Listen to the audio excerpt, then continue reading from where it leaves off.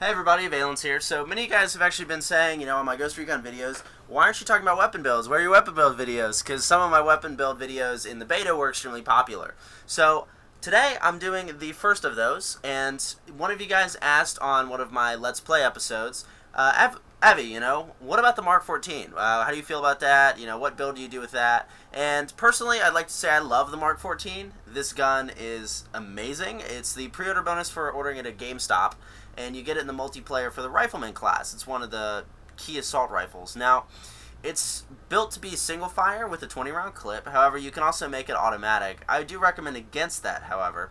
But we're going to go ahead and start by going in here to the firing range with the stock gun. I've stripped it down to its stock parts, and we're going to test it out at 10, 30, 60, and 90 meters.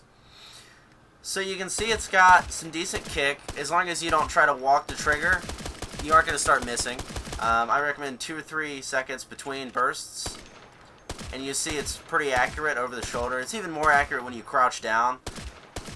And the big thing about this gun is it's powerful. It's a high caliber weapon. It's meant to stop people really quickly.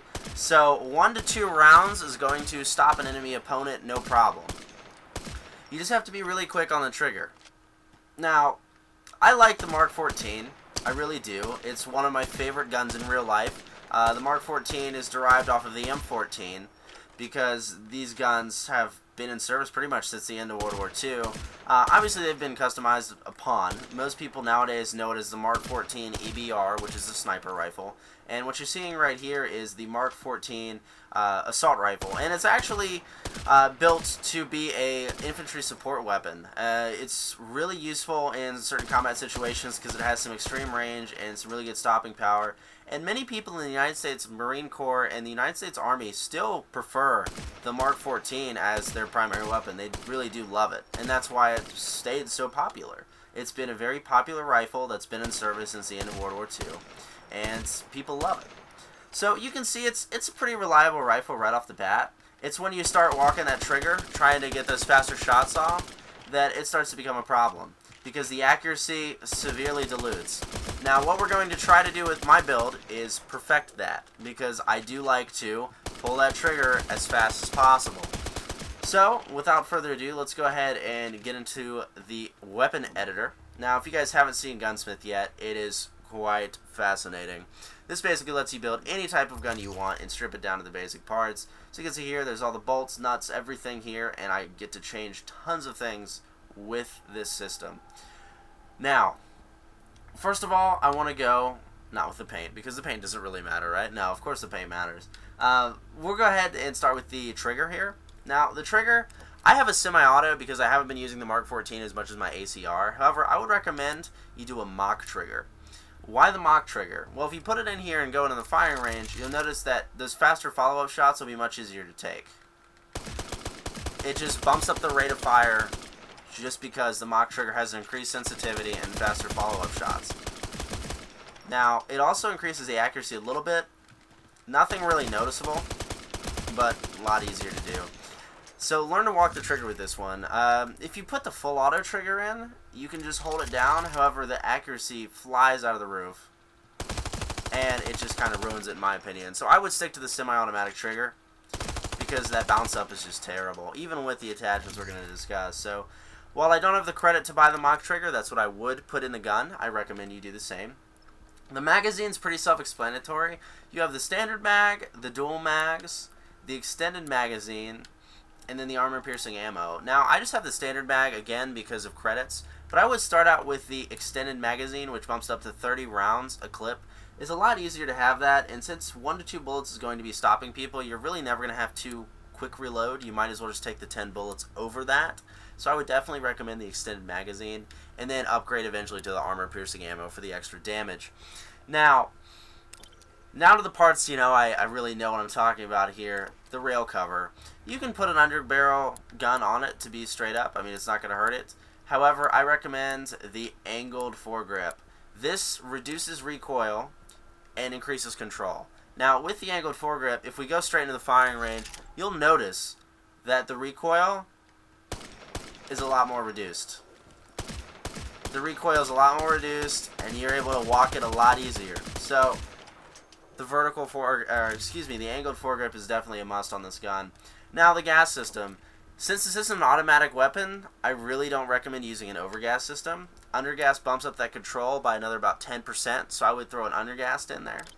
Next, the side rail, you really just have an aiming laser, which gives you control bonus, so definitely put the aiming laser on the rifle. Now for the barrel, you can put a short barrel on it if you want more maneuverability. I don't think it's going to hurt you, because most of the time you'll be at a fair distance when using this rifle. You can also put a long barrel on in the campaign, which I obviously can't do here, so I would definitely stick with the standard barrel on this rifle. Next is the muzzle. Now, many people actually use a suppressor with this gun, just because suppressor hides muzzle flash and reduces the sound, you know, basically makes you more of a stealth-based person, right? However, I go ahead and I put on the compensator because it reduces recoil and muzzle climb to increase control. Now, that's very helpful with this gun, especially based on the control problems we were having with that up recoil, right? Now, I always go fixed stock just because it reduces the amount of recoil felt, increases control. Plain and simple like that. Now, for the optics, it's really up to you. The backscatter X-ray optics extremely nice, but I have not unlocked it yet. You won't get that to level 40. Many people actually use the tac scope, and the tac scope is a very valid attachment. It gives you control and gives you range. However, I still prefer the magnified HWS for that extra boost of control and the perfect balance between distance and maneuverability with the sight. Now paint, you know, there's plenty of paint jobs you can do. I could go through this all day. I just prefer the black because it complements the tan very well, and that's about it. So there is the Mk14 final build. Quite awesome, I must say. Loving the Mk14 final build. And we're going to go ahead into the firing range here and test it out to show you guys the difference. So this is the Mk14 with the build change. You see the recoil is severely reduced when standing up. When crouched down, there's almost no recoil at all. Also, you have the magnified HWS, which provides you great aiming sights at very long distances. You'll be able to hit people no problem. The gun is much better with the reduced recoil, and I personally love this gun as one of my favorites. I did not use it because I went straight into the ACR. That's what I used in the beta. You guys know that. However, the Mk14 is a very reliable, very accurate weapon, especially in some of the bigger maps like Sandstorm. It has much better range and is able to bring people down in about 2 rounds. Now, you look at the far targets, about 60 meters, you know. Not a problem. Headshot. Another 60-meter target. Headshot. Not a problem. Even at 90 meters, this gun can still perform very accurately. However, the damage will be reduced at 90 meters. So, guys, that is the Mk14 build. And I hope this helps you guys out. If you have any questions, comments, concerns, or have a different build for the Mk14 that you personally prefer, feel free to shoot me a comment or a video response showing me this build for your Mk14 and how you feel about it.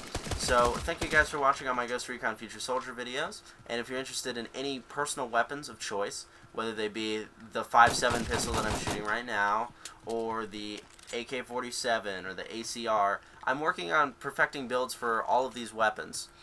So shoot me a comment, tell me what gun you'd like to see, and I'll be happy to share my build with you guys. Thanks for watching, everybody. Have a good night, and we'll talk to you guys next time. Avi out.